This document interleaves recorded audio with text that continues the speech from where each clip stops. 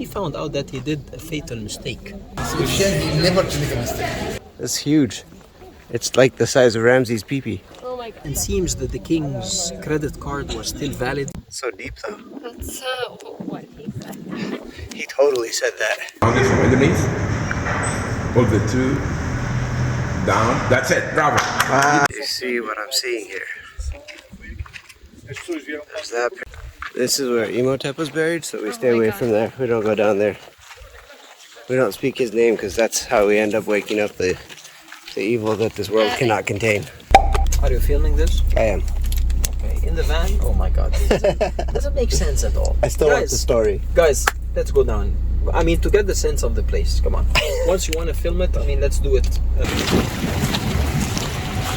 You know, because I want to make it for you to be the best effect ever. So Yeah. at least we can overcome the sun effect. Okay. We can just enjoy some wind and dust. That's fine. All right, now, so talking about the first man-made stone structure ever known in history, the Step Pyramid of Saqqara, that might be wondering and surprising for you to know that that pyramid was never ever planned to be a pyramid. But as I said, it was just planned to be a tomb. Simply, the tombs pre to 2700s before Christ was just like a grave, a deep shaft into the bedrock, and a memorial on top to be divided into subsidiary chambers like burial chambers and storage chambers and all of that. Imhotep, the genius architect, didn't want to do it very classical, but he wanted to add his own touch of perfection and excellence to his king, so he did actually 2 changes for that. Number one, instead of using mud bricks as the default at that time to build any structure, he started to change the process by using the quarries around here and started to cut the stones from the quarries to build that platform or that memorial on top of the shaft. Number two, instead of the default of always giving the deceased all his possessions with him, his food, his clothes, his jewels, his sandals, his whatever, weapons, whatever, to take it with him to the second life journey. No, Mr. Imhotep included all of that in accompanying the king with his palace. Your Majesty, take a copy of your palace with you to the second life, and the palace will definitely include everything you want. So therefore, the genius architect Imhotep laid out the perimeter of the enclosure wall of that structure. So starting from the edge of that modern building here, the yellow colored limestone building, and it stretched to 560 feet long that way, and then it went like 290 feet wide, so it ended up to be like a rectangular perimeter or enclosure wall of the site.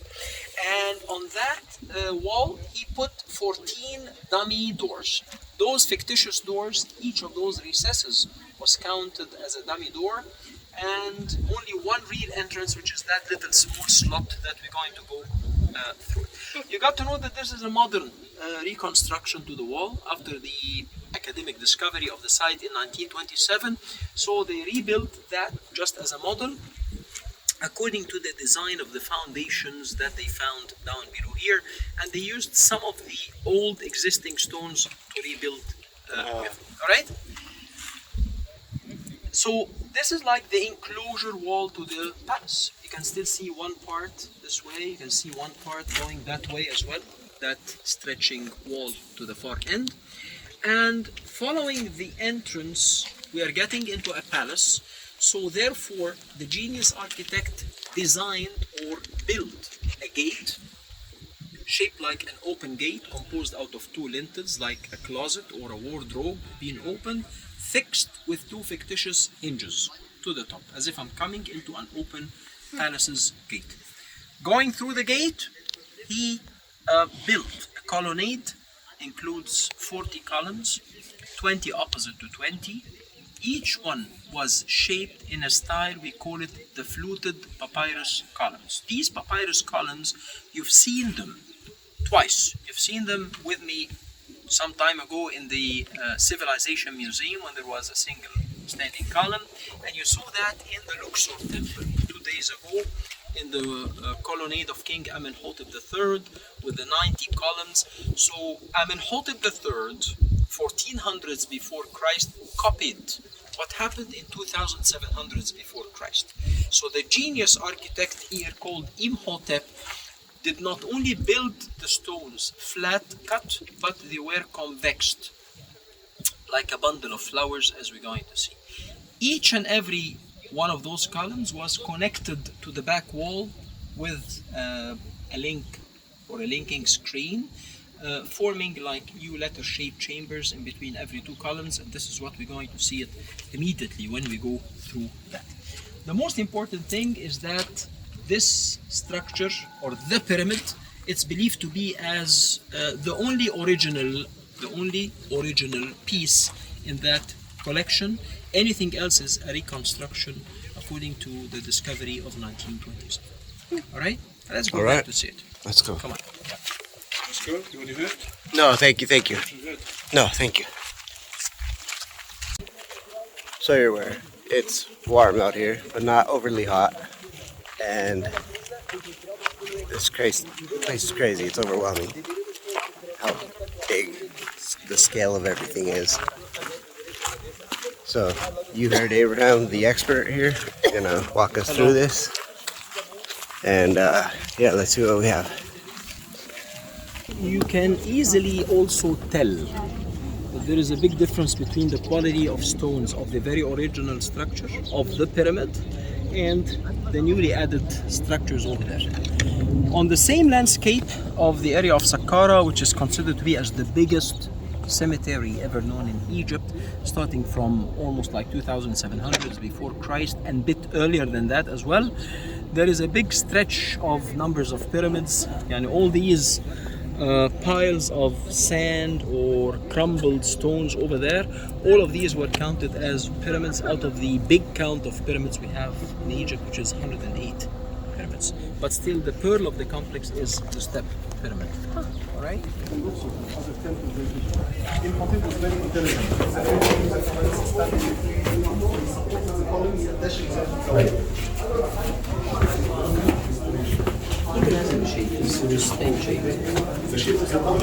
Getting into the site now, so we are going into the palace. We're going through the temples or the palace's gate. So the genius Imhotep designed or structured the gate to look like an open gate, having one lintel on its right side and one is on the left side. And he showed me that by showing those two hinges up there. Look at the hinges, the fixing hinges to the gates. Right? In addition to that, he fixed or he put that vertical subsidiary hinge there. By putting this subsidiary hinge, he identified or he told me that I need first to shut this left lintel because its width matches exactly with that width. So this comes like that, and then the right one comes in front. Oh, wow. Then I open the right side and then open the left side afterwards. This is all fiction. This is all fictitious. This doesn't move.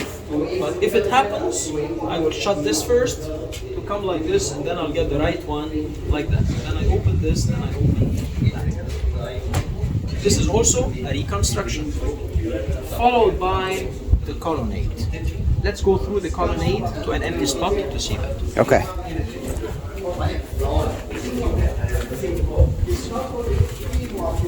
Excuse me. Y ahora vamos entrando dentro.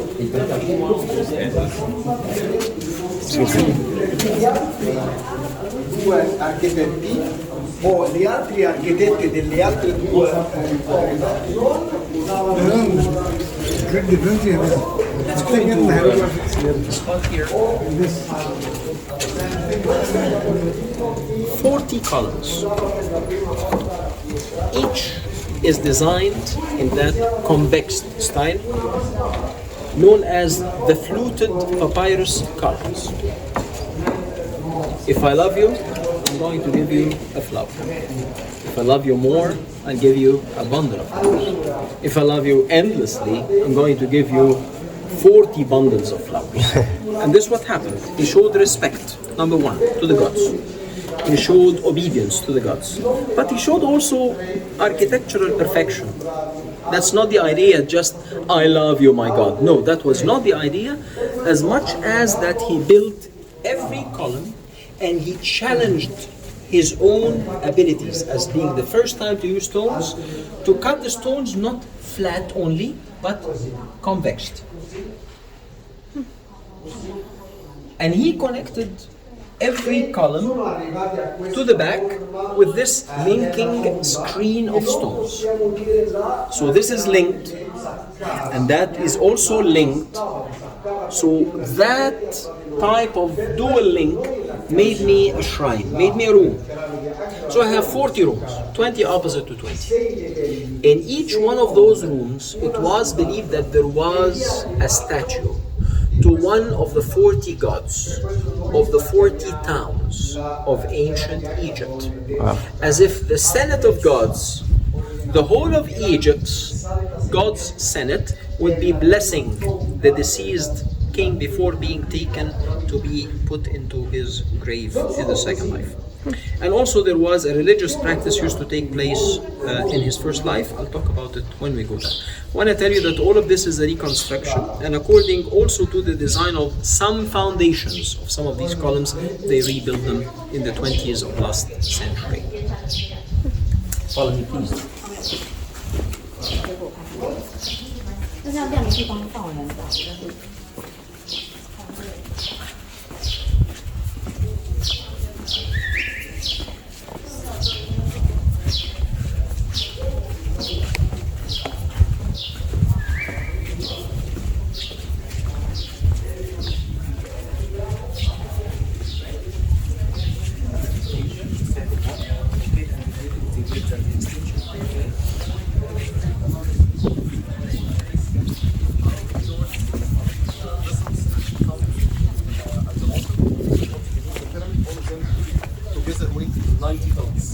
90 tons of jars made out of limestone, made out of alabaster.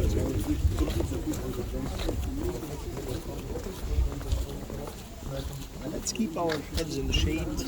Just to enjoy it.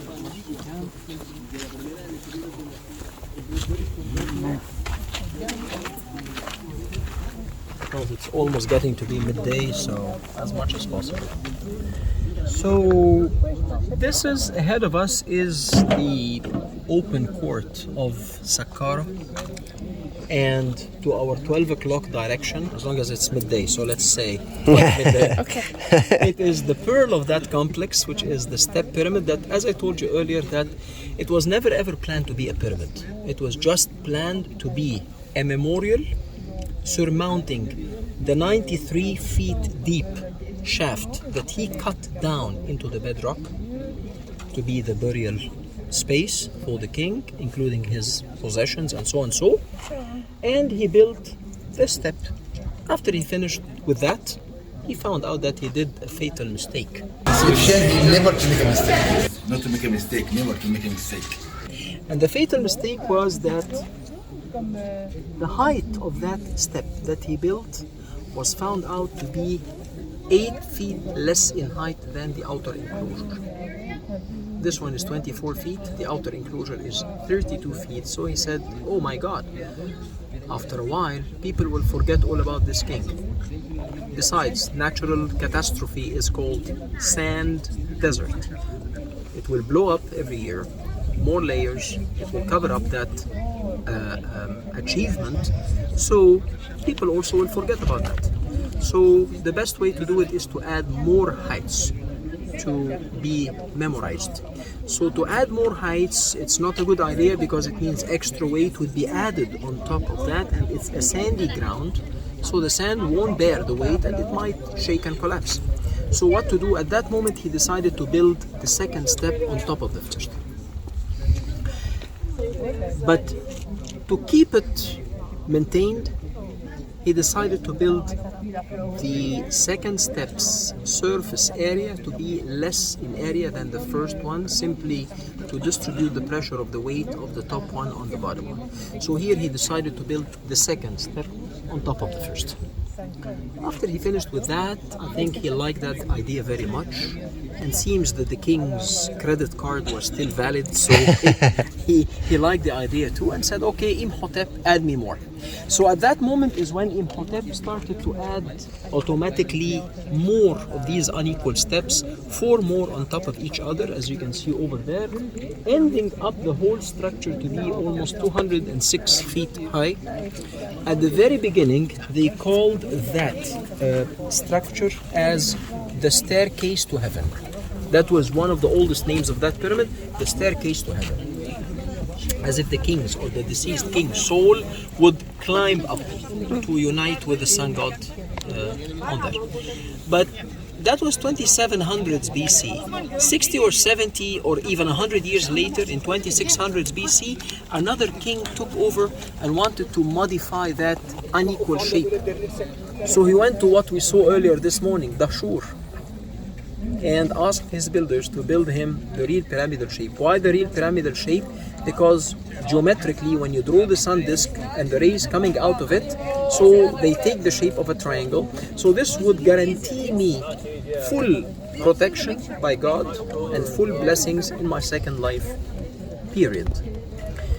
So that's why they built the bent pyramid by mistake, and then they built the red or the real pyramid. In addition to all what we see here, Imhotep, the genius architect, added that room to your 2 o'clock direction next to that walking gentleman over there, and that is known as the Hebsed room. Hebsed, H-B-S-D. What does it mean, Hebsed? Hebsed in ancient Egyptian, it means the 30th anniversary. The 30th anniversary. So every 30 years, kings in ancient Egypt used to celebrate themselves being in power, which is like a jubilee. How to celebrate more than 30 years, more than one time or so? It was very symbolic timing. That was the name of the celebration, the name of the event, Hebsed, 30th anniversary. Because Ramses II, who took over for 67 years, for example, he celebrated that about 14 times. So don't tell me that he stayed in power for 400 and something years. I mean, it was just like renewal, the renewal of my existence in power. It was 2 phases of that jubilee or that celebration. One of them, it's a religious, the second is a royal or a physical, in other words. Religiously is that the celebrating king would come into the room that had 2 subsidiary chambers or 2 subsidiary shrines. Each one would represent one of the 2 lands of Egypt, Upper and Lower Egypt. The king would step into the Upper Egyptian step, takes off his Upper Egyptian crown, gives it to his high priest. The high priest would take the crown and go out across that colonnade to stand in front of each of the gods of Upper Egyptian towns, getting the crown. My lord, in your town, this man didn't do anything wrong. In this town, this king did everything to look after elderly people, little kids, people with special requirements, widows. He grew the land, he looked after the animals, so please bless him. Okay, approved. Move to the second god, to the third, to the fourth, and so on. Then back to the king. All hail for you, the king of Upper Egypt. You're accepted. Then doing the same to Lower Egypt. So now the king, from the divine point of view, is accepted to take over. Same like in some countries. In England, for example, the new queen, the new king will never ever be able to take over unless he or she is blessed in the Church of Westminster before being announced as a king or a queen. So this is part of the rituals. Second is the king would come to that open court, where in between here and the pyramid there are those 2 little short buildings there. Okay, those are bird eye view D letter shapes, and the convex of the D or the 2 Ds is directed towards the pyramid. Altogether there were 4 Ds, 2 towards the pyramids and 2 towards us. So the circumference of all is like a bit circular shape. And around that circumference, it was believed that the king used to run around and to follow a strong, powerful bull. And he has to pull back the bull's tail to prove physically that the king is capable enough from the physical point of view to stop evil coming into the country, even if it's as strong as A bull. a bull. All right? This is depicted on so many temples, like in Karnak, in Abydos, lots. The king is even training his youngster just to stop evil by pulling back the tail of a strong, powerful bull. One thing is very important here also is that crowd of people there at the bottom of the pyramid, and that is the southern side of the pyramid. Pyramids always, as I said, have a northern entrance. This is the southern one. Early excavators in almost 600s before Christ, they managed to make a drill to find a way into the top of the descent of the burial shaft. They made it, and that was a group of people from one of the old capitals of Egypt called Sais in the Nile Delta in 650, 700s before Christ. That's why they call this entrance as the Sciatic entrance. Has nothing to do with the sciatic entrance, but they call it the Sciatic entrance, referring to Sais, the capital. All right? One more and last thing I'd like to share with you here.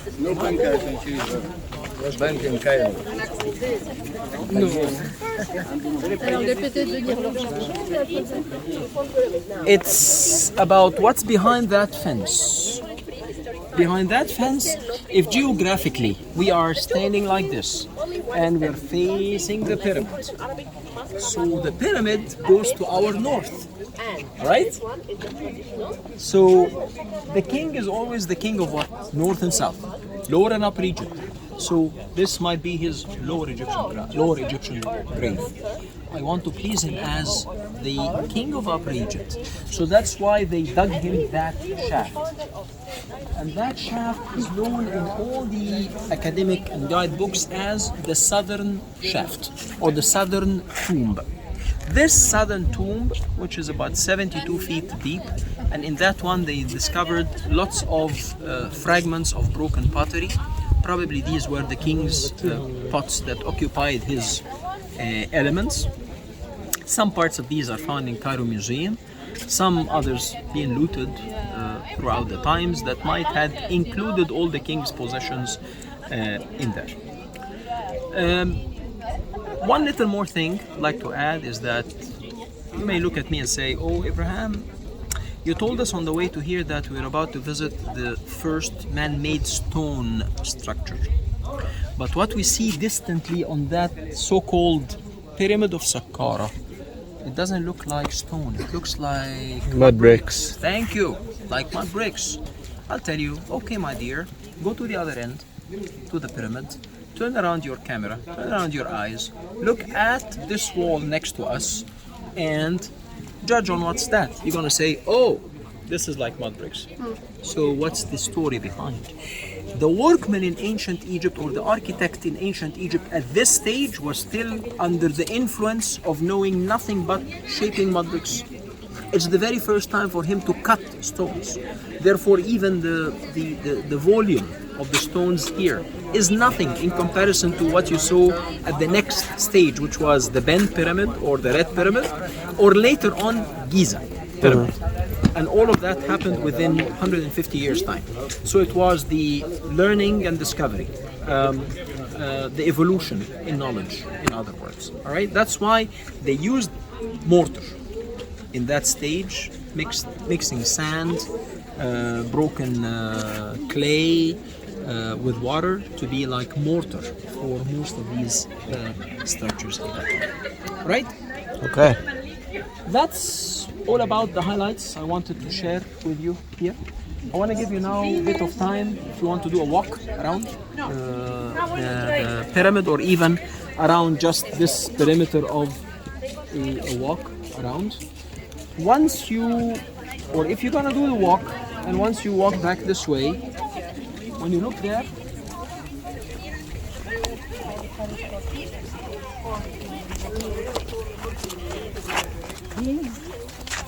steps, that staircase. When you reach that, you can walk up there. And you keep walking this way behind, next to that metal fence, directing your face that way.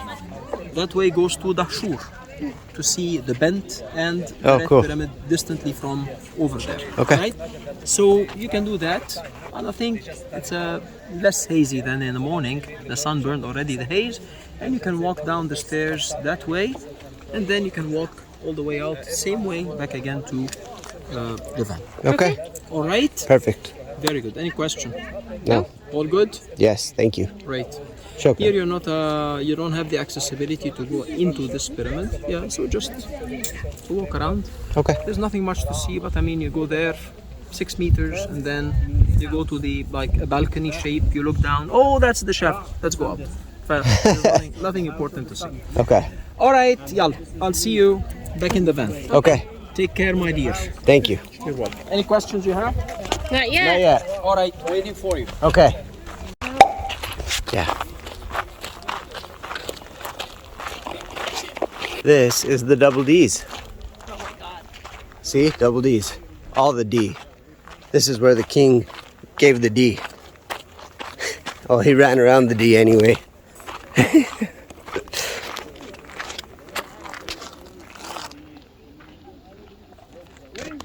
So yes, this is the king's double D's. He ran around them, he distributed them, he loved the double D's. And there was double D's at that end too, making it a full track that he would run around. You heard it. You heard Ibrahim. You heard him describe it. But yeah, look at this thing. It's just 4 or 5, it's just 5 stairs. You can climb that, no problem. No, you can't. Well, you can. No, he said it's a extra charge. Oh, I didn't hear the extra charge. But Yeah. So this is the southern entrance. You have to buy tickets. And they didn't run around the double D. They ran 4 times for Upper Egypt and 4 times for Lower Egypt. Pulling the bull. Or stopping the bull. There's no bull. Isn't that what he just said? With that, Yeah, with but the D's. they would run Around this to place. show their physical It's huge. 4 times. It's like the size of Ramsey's pee-pee. Oh my god. So big. And they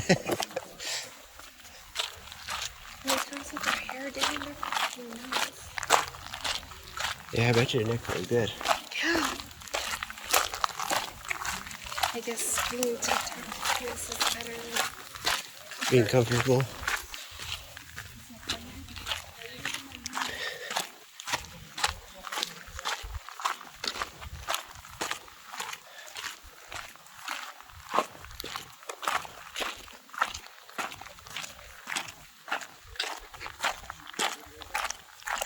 That's just crazy.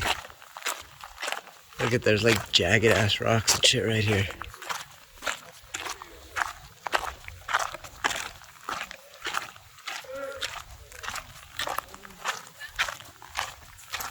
Are you gonna ask about the bazaar or no? I don't think we'll have time.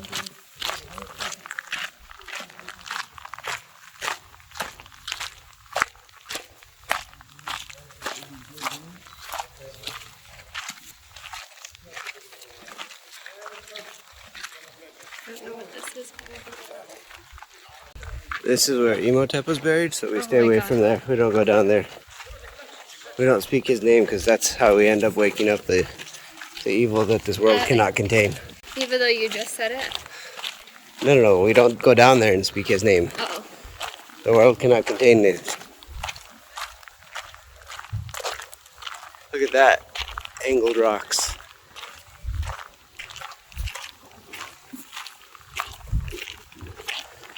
This is the plastic blue bag of Imhotep. They say it hovers around the pyramid all year round. It will never leave. That's what I wanted to see. I can't believe he didn't tell us about this. Oh, I know. I know exactly what this is. Sarah, for all your tour guide needs. This is where you see him. Oh, you remember? I do remember. He's looking to the north, is that correct? Yeah, the sun's rising. Yeah. God, nobody's here. It's just us.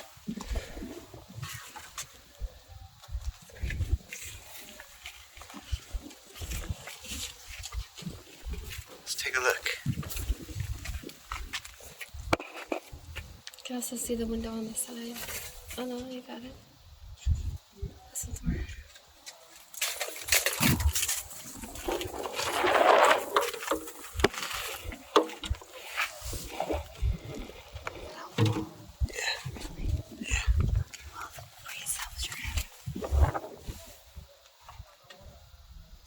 Crazy, huh? So cool.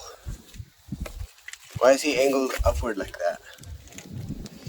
As the rising sun? Because if you were looking straight like this, look at me. You're sitting like this and looking straight, you can only see it for a little bit. But if you're leaning back, you can rise with it. Okay. Epic. How do we go back? I guess we can keep walking around. Through here? No. What's this?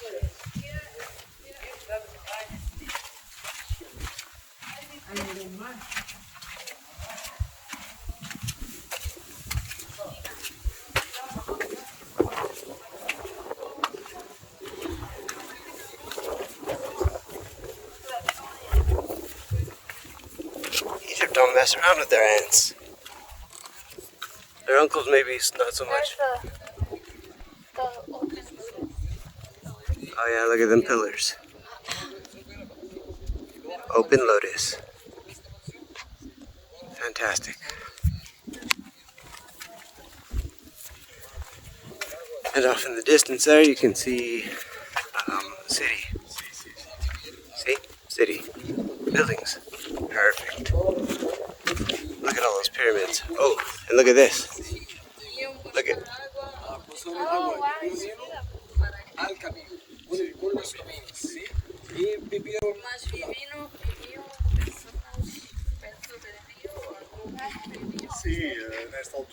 you see what I'm seeing here?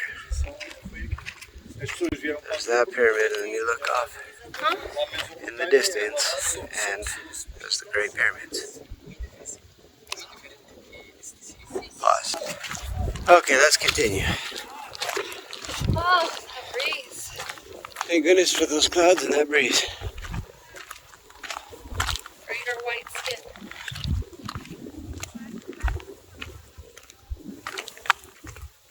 Oh, look at that. It's the entrance, remember? Yeah. So deep though. That's what he said. He totally said that.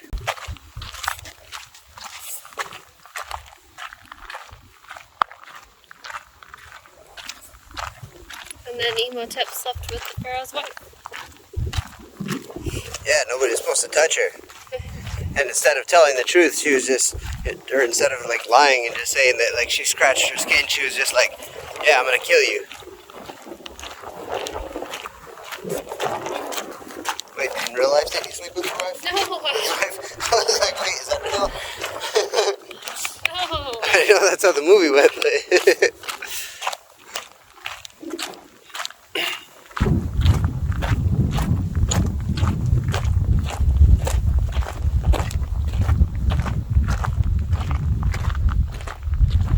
so cool.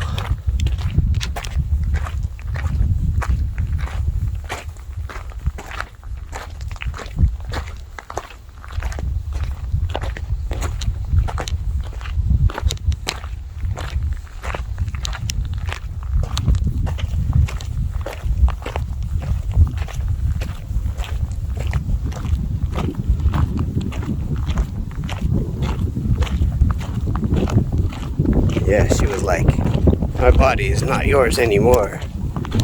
And she's like, it's for Imhotep. And Imhotep was like, knocks in the moon. And he rubbed her face. Rubbed her face.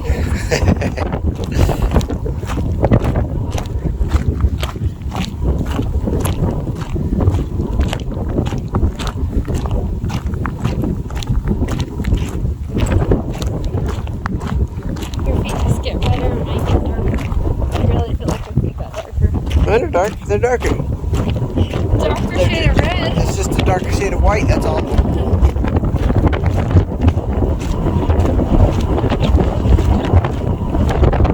As you can hear, it got windy.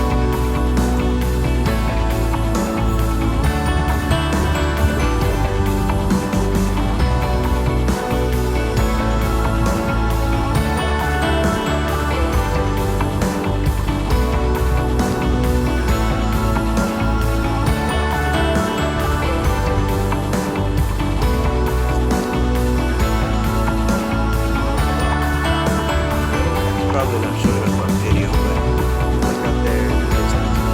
The city.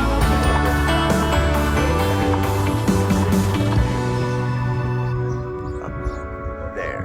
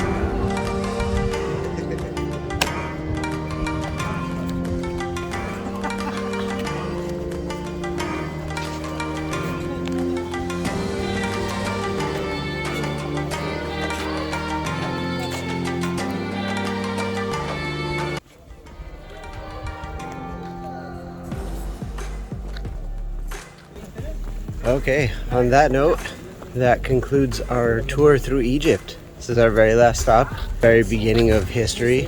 I hope you enjoyed it. As I said, when I get home, I'm going to be making a review video, sort of what I recommend, what I don't recommend, good places, bad places, good things, bad things, and who you should talk to if you want to come here. So, beyond this, I'm going to do maybe a little bit of filming on the plane, but probably not too much. So thank you again for always watching, liking, commenting, subscribing, share with your friends, all that good stuff. Coming live from Egypt and signing out, this is the Mastr-of-none, traveling the world. And we'll see you on the plane. Bye.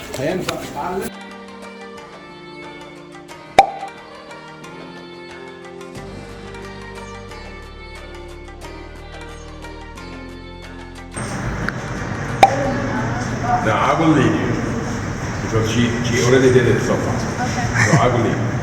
Take the two board from the top and between it. No, from the top. Yeah. Around the first one, then above the second board. Yeah. Around it from underneath. Pull the two down. That's it. Bravo. Oh, what a friendship present, you know. You have a friend in Egypt now.